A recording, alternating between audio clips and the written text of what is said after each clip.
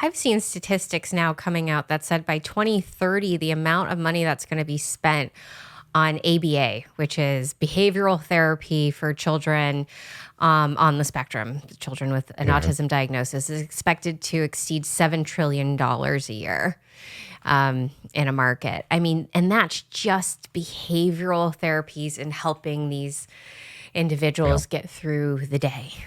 Yeah, and I've got an autistic son. I think I'm not sure if you do as well. I thought I heard Daughter, you had 5.5 years daughter. old Yeah, on yeah. the spectrum. It's tough. It really is. It requires a tremendous amount of resource and support. And one thing. This is just an aside. I mean, I know a number of people on the spectrum that are both adults with and children and parents of children. When they fix their diet, the behavior gets a lot better. They're able to 100%. Yep. less perseveration, less emotional ability.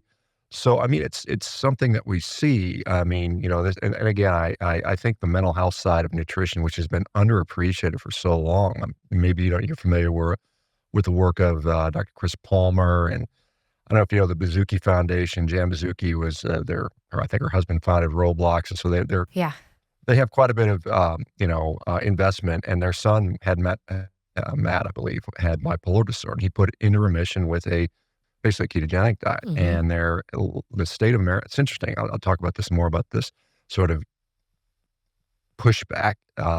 They're doing a schizophrenia trial. They've had pilot studies that have shown clearly like schizophrenia responds extremely well to dietary changes, more so than many medications. And they have an interventional trial going on in Maryland right now. And the Maryland Secretary of Health has shut it down because of some procedural issue. They got it approved. It's just frustrating when you see these very promising nutritional interventions that could impact millions of lives being just, kind of pushed back for some, I don't know what reason. I had a similar situation. I had a clinical trial almost get shut down at University of Texas, Austin, because the therapy was considered a wellness device, not a medical device. And therefore, my funds, which my foundation was contributing, they were not going to go directly to the medical school. And they were trying to fundraise at the medical school for a new hospital. And if you look at how much money goes into hospitals, it is the majority of the $4.6 trillion annual spend towards healthcare is these buildings designed to process sick people in and out.